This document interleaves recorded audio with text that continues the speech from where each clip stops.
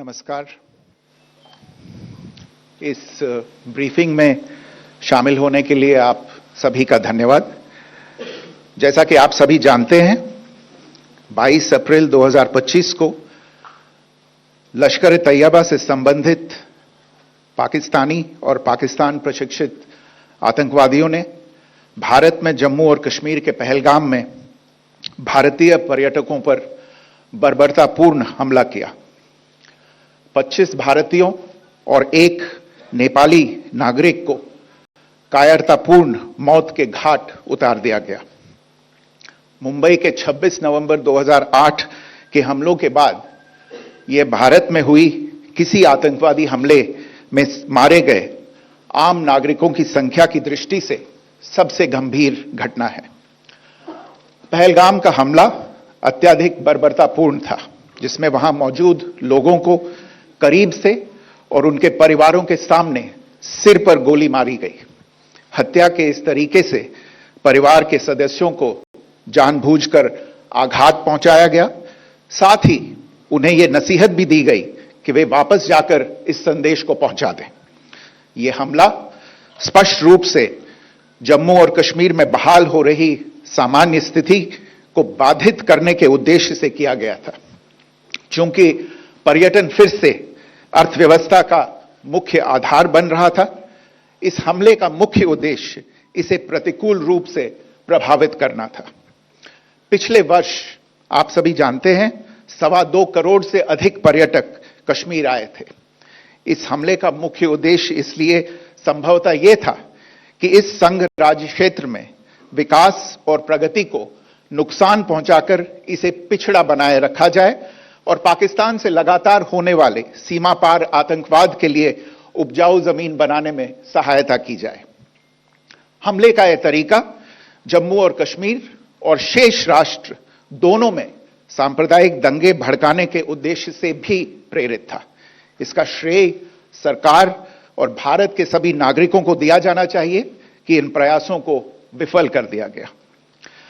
एक समूह ने खुद को रेजिस्टेंस फ्रंट TRF कहते हुए इस हमले की जिम्मेदारी ली है। यह समूह संयुक्त राष्ट्र द्वारा प्रतिबंधित पाकिस्तानी आतंकवादी समूह लश्कर-ए-तैयबा से जुड़ा हुआ है।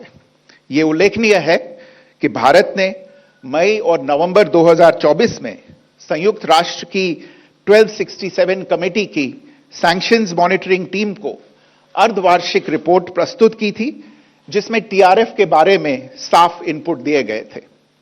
इससे पाकिस्तान स्थित आतंकवादी समूहों के लिए कवर के रूप में TRF की भूमिका सामने आई थी। इससे पहले भी दिसंबर 2023 में भारत ने इस टीम को लश्कर-ए-तैयबा और जैश-ए-मोहम्मद के बारे में सूचित किया था, जो TRF जैसे छोटे आतंकवादी समूहों के माध्यम से अपनी गतिविधियों को संचालित कर रहे हैं। इस संबंध में 25 अप्रैल को UN सिक्योरिटी काउंसिल प्रेस वक्तव्य में TRF के संदर्भ को हटाने के लिए पाकिस्तान के दबाव पर भी ध्यान दिया जाना चाहिए।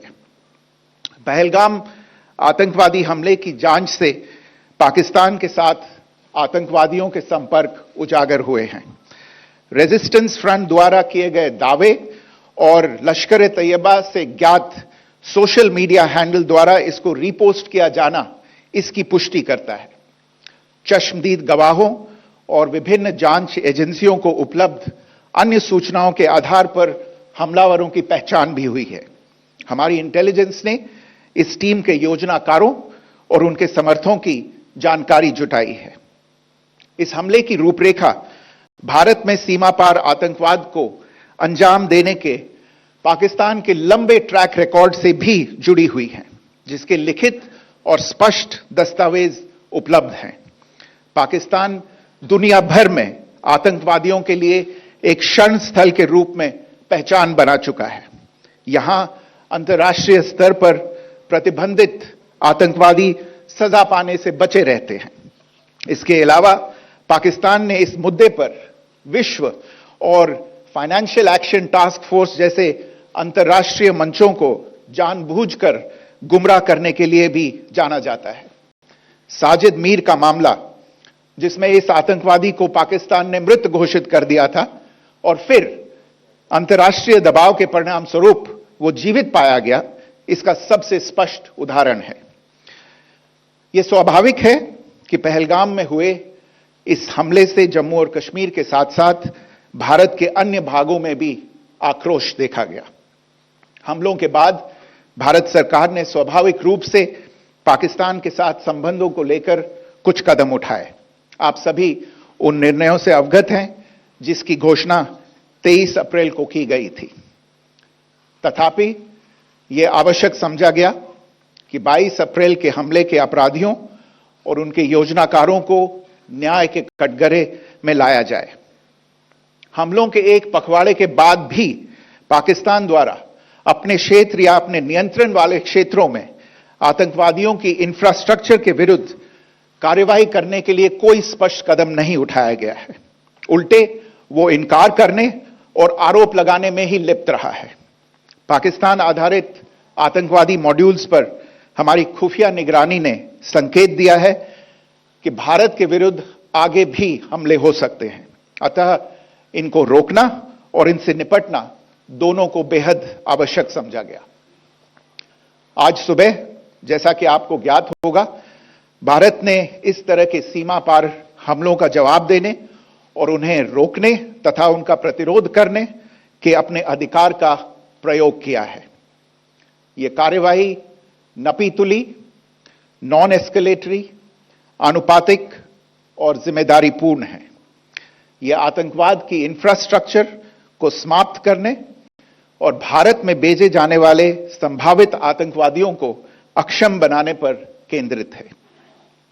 आपको यह भी स्मरण होगा कि 25 अप्रैल 2025 को संयुक्त राष्ट्र सुरक्षा परिषद ने पहलगाम आतंकवादी हमले पर एक प्रेस वक्तव्य जारी किया था, जिसमें आतंकवाद के इस निंदनीय कार्य के अपराधियों, आयोजकों, फाइनेंसरों और प्रायोजकों को जवाबदेह ठहराने और उन्हें न्याय के दायरे में लाने की आवश्यकता पर जोर दिया गया था। भारत की आज की इस कार्रवाई को इसी संदर्भ में देखा जाना चाहिए।